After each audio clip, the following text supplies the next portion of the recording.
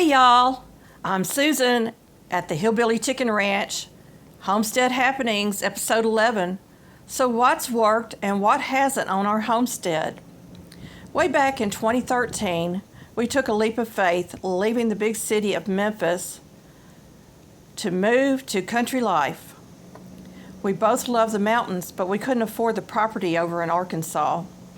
So we opted to stay in Tennessee. It took a long search of Middle and West Tennessee, but we finally found our property right in the middle of God's country. The property is 1.5 acres in West Tennessee, close to a small city, but far enough away that we feel safe. We have a small 3-bedroom double-wide mobile home. It was a repo, and it needed a lot of work to make it livable. There were holes in the walls and the floors. It needed some major work. Let's take a little break here and talk about Scarecrow 25. It is coming to an end on October the 31st, so if you haven't already uploaded your video, I would ask you to do that now. Please go ahead and tag some channels, but the closer to the end of the month, you don't have to.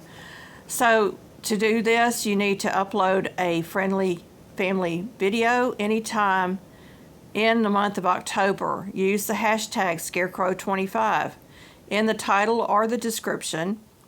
Add instructions to your description box so others know how to join.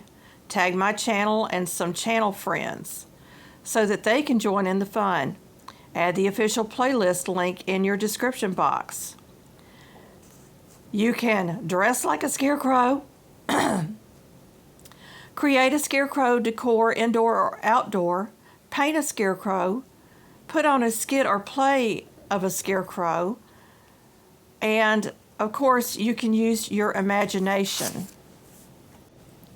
There's Front Porch Fellowship Lives the third Thursday of every month at 11 a.m. Central Standard Time. In November, there's another open collaboration, Thankful 50 Challenge, where you tag 3 channels. Use the hashtag Thankful50Challenge25, tag my channel, upload your video of 50 things you're thankful for. In December, my channel will be having a gingerbread Christmas. This is not a collaboration, it is just me having Christmas fun. I hope that you'll check those out as well. There was no beautiful flooring or cabinets. The first thing we had to do was address those walls and floors as cheaply as possible. I picked out paint, bright reds, oranges, aqua green, yellow, and antique white. Even the ceilings got a fresh coat of paint after all the patching was done. I mixed leftover paint for the guest bathroom and we got pink. At least it was painted. We bought vinyl flooring in black and white checkerboard. I did the whole house for about $1,500. We soon found out that the heat and air conditioning needed to be replaced. That was a huge expense. But my husband knew a heat and air guy, and he got it installed for a lot less than most heat and air companies would have charged. Sadly, the man is no longer in business, but we have a new guy that can work on the unit for less than what those other big companies can charge. It pays to make friends. Since housing is the number one priority, we focused on the essentials to get our new home livable. It still needs work. It needs a new subfloor in the kitchen and dining area. The vinyl floors need to be replaced in the living room, dining room, and kitchen. The subfloors and floors in the small hallway and both bathrooms need to be replaced. Windows and doors need to be replaced. Bathtubs and showers need to be replaced. We added sinks and new toilets shortly after moving in. The kitchen only had a built-in corner cabinet and a sink. That was it. So cabinets, a new sink, a granite top went in, and my son-in-law does granite work, so he did my granite top for me. We actually had found the granite on the side of the road. We had repurposed it from using it as an old desktop, and he carved his magic. We purchased some lower kitchen cabinets for one wall.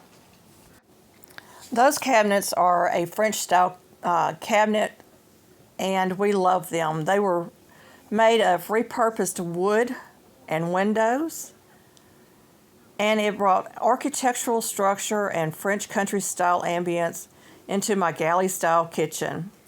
After appliances were bought, we needed more cabinets to finish out the space. The upper and lower cabinets came from Lowe's at one time, unfinished and installed by my husband. It pays to have skills. Did I mention we had plumbing issues? We have had plumb leaks underneath our mobile home at least 2 times, and we need to have the whole thing replumbed because this is an older mobile home, which is another expense that we weren't expecting. And that's going to be a job that we're going to have to hire out to get done. Because of my love for cooking, we decided that we needed an island in the kitchen. My daughter gave us some old dressers that I use as an island. We still need to add the butcher block top to them and get them painted. The cabinets still need a lot of TLC, but they are highly functional in my kitchen. Our double wide needs new siding as well, but it's a project that can wait. We did have to replace the roof, and my other son-in-law installed it. We tore down the old decks and built a small enclosed back porch in the back. We still don't have a porch on the front of our home, just some concrete steps, and our side entrance also just has concrete steps. Before I forget, I wanted to let you know that there's a new playlist for you to enjoy. It's all about keto, low carb, and diabetic friendly food prep and recipes. And I'm going to read a poem by Georgia Douglas Johnson called Your World. Your world is as big as you make it. I know, for I used to abide in the narrowest nest in the corner, my wings pressing close to my side. But I sighted in the distant horizon, where the skyline encircled the sea, and I throbbed with a burning desire to travel the immensity. I battered the cordons around me and cradled my wings on the breeze, then soared to the utmost reaches, with rapture, with power, with ease. The house may never be completed, but it's livable. One of the major issues is the field mice. Hubby is slowly installing baseboards around the house made of cedar to combat the varmints. Our cat and 2 dogs do a pretty good job of taking care of the mice. We recently found tomcat traps, which we're not associated with, by the way, that work so much better than those old conventional type traps. I can't stand mice or bugs in my house, can you? Those sticky traps work pretty well too. The property is mostly sandy soil. I'd say about 80% of it right now. We spent all of our years here slowly building up the soil. Chickens, ducks, and turkeys are wonderful soil builders. We've moved our coops once since being here to find rich, fertile ground that's good for gardening. It's time to move those coops to a new location, by the way. By allowing the yard birds to free range, they deposit much rich manure, which breaks down over time, adding to the soil nutrients, and it is wonderful for our earth. It's a win-win situation.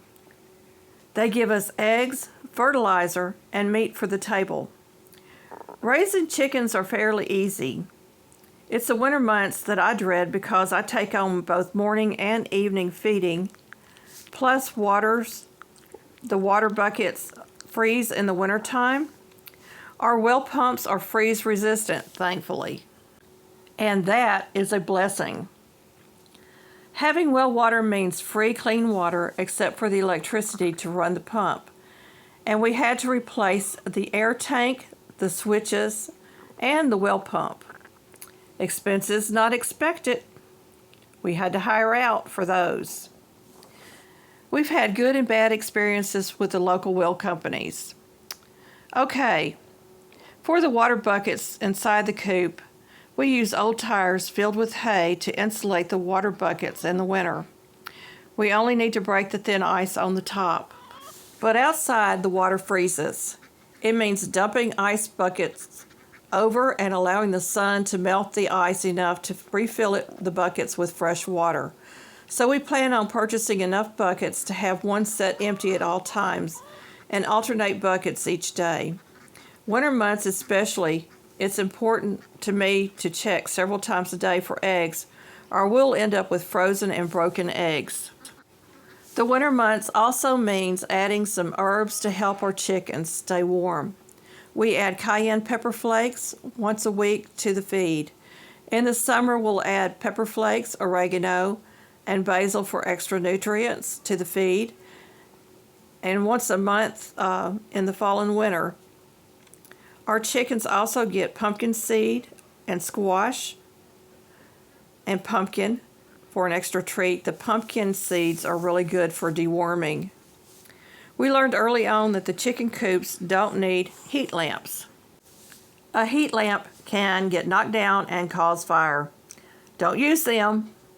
We don't insulate our walls, but we do add layers of fresh hay to the floor. Now, if you live in a very, very cold climate, you can definitely insulate the walls. Chickens and most birds puff up their feathers for added insulation and warmth. We dealt with a few problems on the homestead, but most were easy enough fixes. Our biggest hurdle are aging and time. Which brings me to Psalms 37:3, King James Version. Trust in the Lord and do good, so thou shalt dwell in the land, and verily thou shalt be fed.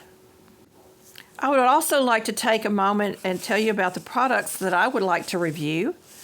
We are looking for a product review of solar units with solar panels, a home generator, a water filtration system. We've recently found out that our local county, the city in the county, has forever chemicals in the water, and we are on an aquifer, and I'm sure that some of that is leaching into our water as well. So we really do need the water filtration system installed as soon as possible. We're looking for small farm equipment, anything that's related to farm fowl, and anything related to organic gardening. I am looking specifically for Made in America products that align with my morals and values. I give honest reviews only, and I don't care about some of YouTube's policy, but most of my reviews are not paid reviews, but I have to mark it as a paid review. And I think that it gives the impression that I've received payment when there's no real payment there. The product reviews are my property and not to be used in advertising campaigns unless I consent and there is a contract agreed upon. The company will receive my review whether it's good or bad. A discount code for viewers would be very nice. Please only contact me with serious product review offers because my email is full of junk product reviews and often full of TikTok watch, and I don't even have a TikTok account. My husband works a full-time job, and I am disabled. Although I may not look like I'm disabled, I am. But we work together for the most part to get through the daily chores. Another issue is the cash flow, and I think everybody has that problem right now. Regardless of what most people think, poultry farming on a small scale is not profitable. We may sell some eggs, but that doesn't cover the cost of the feed, the housing, and the medical care. We've had to learn how to treat our own chickens. Chickens can get illnesses and be injured. We also have ducks and turkeys. Each have special needs. But the plus side is the joy that they bring us. We live in a rural area and are behind a state park. Predators are a concern, but we have fortified our coops. Our biggest prey concern are the birds of prey who can carry off our chickens and ducks in broad daylight. Nighttime predators are eagles, hawks, owls, coyotes, fox, cougars, or a panther. Yes, we have them in our area. Also, we have black bears south and east of us. They seem to be migrating towards West Tennessee. Occasionally, we'll have a chicken who gets left out, and the coons are relentless at killing them. Snakes and possums can be just as dangerous to our coops, eggs, and flocks. Mostly, the chickens take care of the snakes. And thankfully so, because I'm scared of snakes. I'm also thankful of a neighbor that can dispatch a coyote or a possum in our yard. This year, the bugs have been really awful outside. The mosquitoes, the wasps, and other stinging insects have been terrorizing me. So we make sure to empty the waterers and refill them daily and remove any standing water after rain. We have trees mostly in our front yard area. Great for shade, but they also are great for ticks to drop on you. The sugar maple's roots are destroying the underpinning brick on our double wide. And those beautiful Bradford pear trees are very soft wood and break easily in storms. Sometime in the future, these trees will need to be removed, and we plan on replacing some of those with cedar trees. Until then, the limbs of the sugar maple has to be trimmed to keep the limbs off the roof, and we will need to remove the trees to protect our home. Did you know that I'm posting more in the community tab? Did you know that I'm on Facebook, Twitter, Telegram, and X? They say you learn from your own mistakes, and if that's true, we must be geniuses by now. We certainly have a lot of projects to do around the house. We also have installed fencing for the dog run to kind of keep the yard birds in the backyard of the property. We also fenced off part of the yard for a garden area. More fencing will be needed though. We have major plans for an outdoor kitchen. Canning supplies and empty jars take up too much space inside our mobile home. We need a greenhouse, which means I can protect some of the plants in the winter months and start the seeds early in the spring. We are running out of space in our double wide. One bedroom has already been converted into a home pantry, and another bedroom is being dismantled to make the overflow pantry. I'm slowly getting rid of no longer used for the lack of time craft items to make room. Right now, I'm tripping over home canned products, cases of them, that need to be on shelves. One thing about the home pantry is that we covered a window with silver bubble wrap that I got from the Azure Standard delivery trucks. They use it to wrap their cold products when they're transporting it, and it works great for insulation.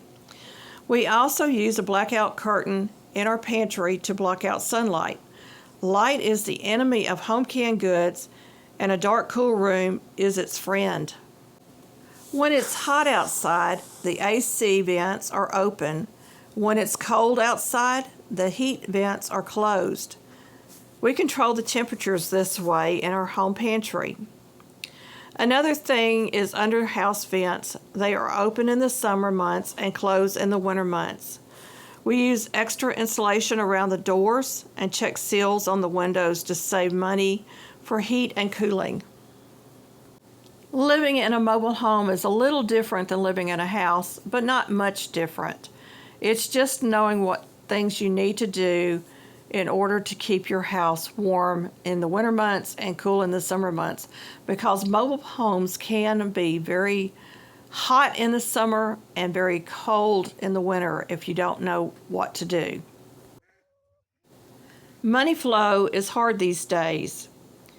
but that home pantry sure has saved us trips to the grocery store. Expensive groceries are now mostly being replaced with homegrown, home-canned, frozen, and dehydrated foods. We turn that thermostat to save money too. It's easy to bundle up in the winter months, and running a ceiling fan in the summer months to circulate the air, it feels so much cooler.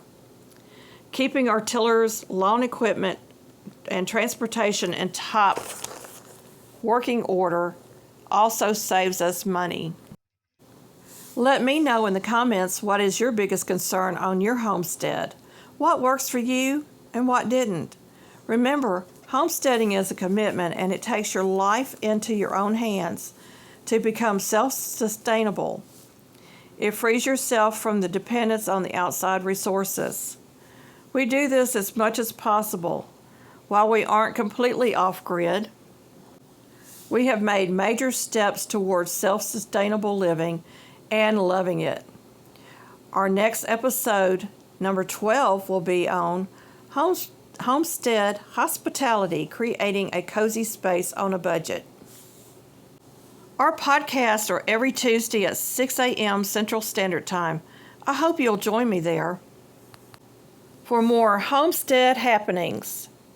Remember, every setback on the homestead is just a setup for a better story later.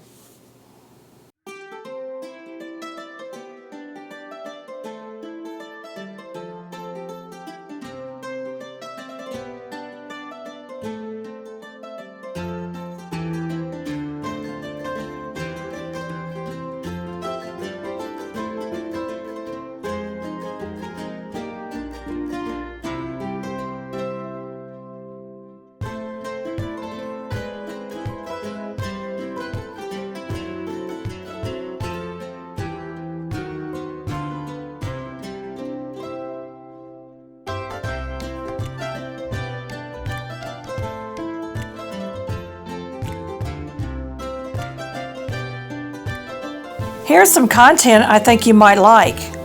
Thank you for visiting our homestead. Don't forget to like, subscribe, comment, hype, and share to help our small channel grow. See you next time for more simple living, frugal tips, and farmyard fun.